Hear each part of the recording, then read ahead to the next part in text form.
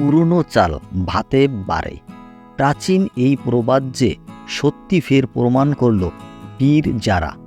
শাহরুখ খান প্রীতিজান্তা রানী মুখোপাধ্যায় অভিনীত ব্লকবাস্টার ছবিটির পূর্ণ মুক্তি হতে প্রথম সপ্তাহে আয় 1.75 কোটি, যার জেরে বিশ্বজুড়ে ছবির মোট কালেকশন বেড়ে হল 101.75 কোটি টাকা। 2004 সালে রোমান্টিক এই ছবিটি মুক্তি পেয়েছিল। সেই সময় সিনেমাটির আয় ছিল 97 কোটি। এর মাঝে আরও বেশ কয়েকবার ভিন্ন ভিন্ন অনুষ্ঠানে মুক্তি পেয়েছিল ছবিটি।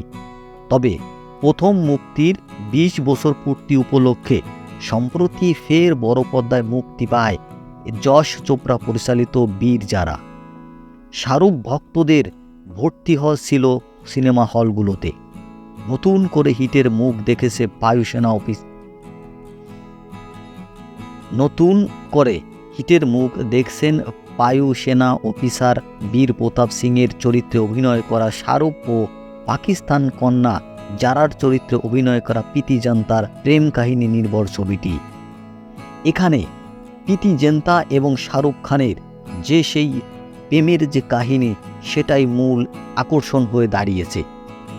এই সিনেমা হলগুলোতে বর্তমানে শাহরুখ খান এবং প্রীতিজান্তার দর্শকদের উপচে পড়া ভিড় লক্ষ্য করা যাচ্ছে।